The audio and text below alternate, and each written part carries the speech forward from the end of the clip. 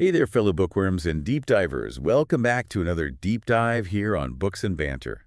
Today, we're taking a plunge into a book that I think a lot of you have probably seen. It's called Surrounded by Idiots.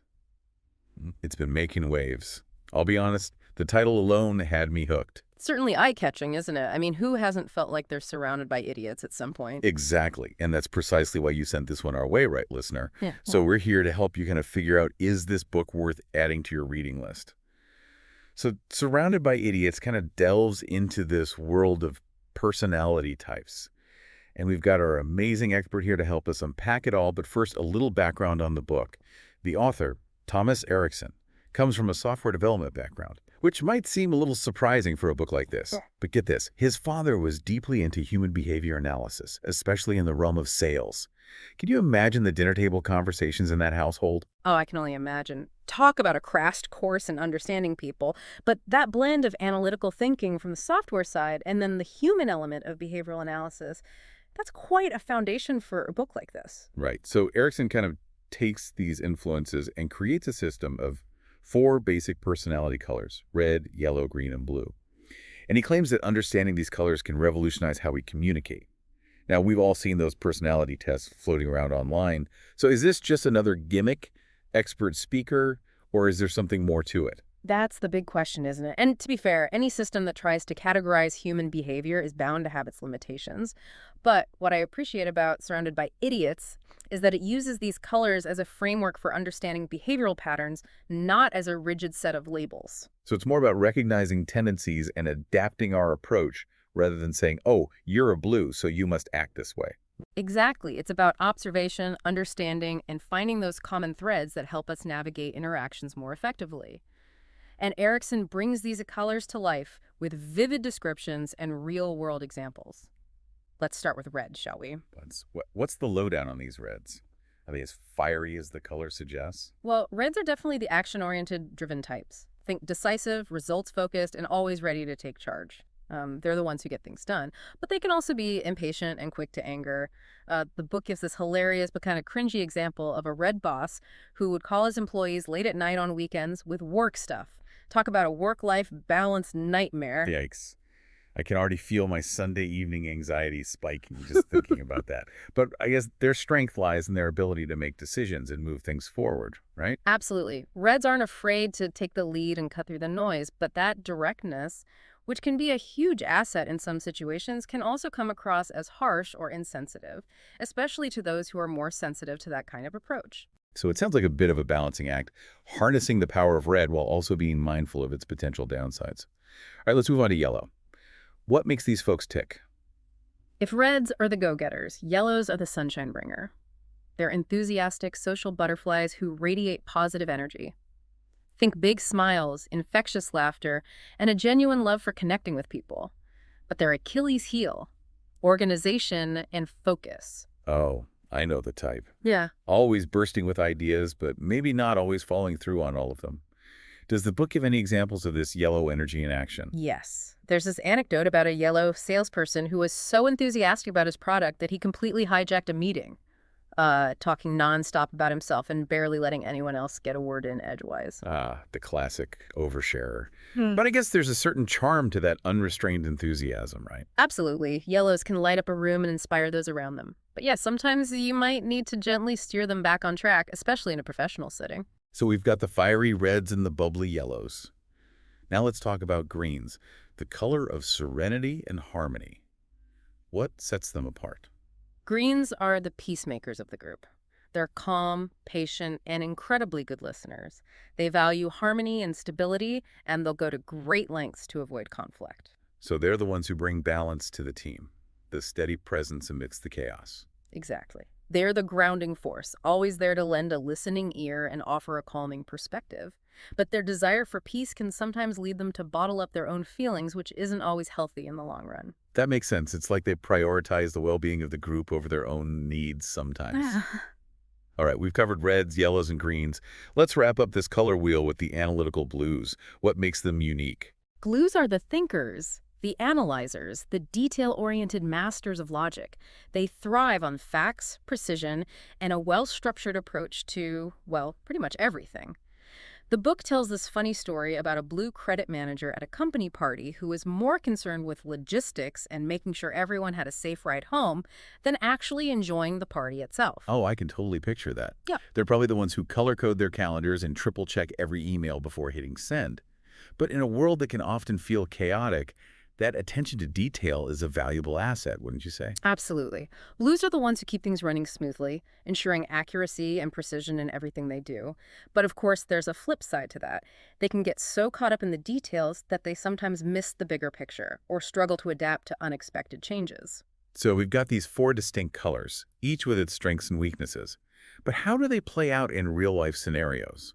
Does the book give any examples of how these personalities interact? It does. And one of the most compelling examples is the company party anecdote. It's a microcosm of how these personalities clash and collaborate in a social setting, especially when you add alcohol to the mix. Ooh, that's where things get really interesting. Okay, listener, buckle up, because in the next part, we're diving headfirst into that company party to see how those red, yellow, green, and blue personalities mingle or maybe even collide when the drinks start flowing. All right, we're back and ready to crash this epic company party. Through the lens of personality types, of course, expert speakers set the scene for us. What goes down when you mix reds, yellows, greens, and blues with an open bar? Well, as you might expect, things get pretty lively. The party starts off with that classic yellow energy you know. Everyone's mingling, cracking jokes, making grand plans for party games and shenanigans. But as the night goes on and those inhibitions loosen up a bit, we start to see some fascinating shifts in behavior. Ooh, I'm already intrigued. Let's break it down by color. What happens to our bubbly yellows once they've had a few drinks? Do they become even more well yellow? Actually, it's the opposite. The book describes how alcohol can have a surprisingly introspective effect on yellows. They might start to question their life choices, ponder the meaning of their work, or even have deep conversations about their feelings. Remember that super chatty yellow salesperson from earlier? Well, at the party, he ends up having a heart-to-heart with a colleague, wondering if he should quit his job and pursue his passion for underwater basket weaving. Underwater basket weave. Okay, that's amazing. It's like the alcohol peels back that layer of boisterous energy, and we get a glimpse of their deeper, more thoughtful side. Exactly. It's a reminder that even the most extroverted personalities have these moments of introspection. Now, on the other end of the spectrum, we have our analytical blues. Did the party manage to loosen them up a bit? I'm picturing them meticulously organizing the snack table or calculating the optimal beer pong strategy. You're not far off. That blue credit manager we talked about. He spent most of the night worrying about everyone's safety, calculating how many cars are needed for rides home, and practically creating a color-coded spreadsheet for carpools. Classic blue. Always thinking ahead, even when it comes to party logistics. But did any of the colors truly surprise you with their behavior at the party? The blues, actually. While most stayed true to their introverted nature, the book mentions that alcohol can sometimes unleash a wave of pent-up emotions in blues. It's like all those feelings they've been carefully compartmentalizing suddenly bubble to the surface. So watch out for the quiet ones at the party. They might have some unexpected dance moves or heartfelt confessions up their sleeves. What about the reds? Do they dominate the party scene like they tend to dominate meetings? They definitely made their presence known. But here's where it gets interesting. The book explains that while reds can be intimidating when sober, alcohol can actually make them more agreeable.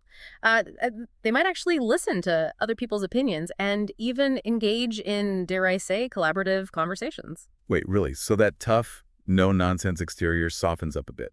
It seems so. Of course, their competitive spirit doesn't completely vanish. I mean, there's a pretty intense foosball tournament that erupts at one point. But overall, the party environment seems to mellow them out a bit. Okay, so the yellows get introspective, the blues potentially unleash their inner party animal, and the reds become surprisingly agreeable. What about our peace-loving greens? They must have thrived in that social setting, right? The greens were, as always, the steady rocks of the party. They remained calm and adaptable, going with the flow even when things got a little rowdy. They were the ones mediating impromptu karaoke battles, making sure everyone felt included, and generally keeping the good vibes going. They're like the social glue that holds everything together. This company party scenario really brings those personality differences to life. But how can we apply this knowledge beyond the realm of drunken revelry? It's not like we're constantly at parties. Right, we need that so what factor, and that's where the book gets really valuable. It shifts from observation to application, showing us how understanding these colors can transform our communication and relationships in everyday life. Okay, let's get practical. Let's say you have to have a difficult conversation with a red boss, someone who's known for their direct, no-nonsense style. What's the best approach? The key is to meet them on their level. Be direct, concise, and focus on results. Don't be around the bush or get bogged down in emotional details. Present your points logically and be prepared to back them up with facts and figures. So basically mirror their communication style, but make sure you're coming in prepared. Exactly. Reds respect clarity, efficiency, and a confident demeanor. All right. What about dealing with a yellow colleague who's constantly distracting you with their chatter and boundless enthusiasm? How do you stay focused without crushing their spirit? That's where your green skills come in handy. Be enthusiastic and engaging. Match their energy, but also have a clear plan to keep them on track.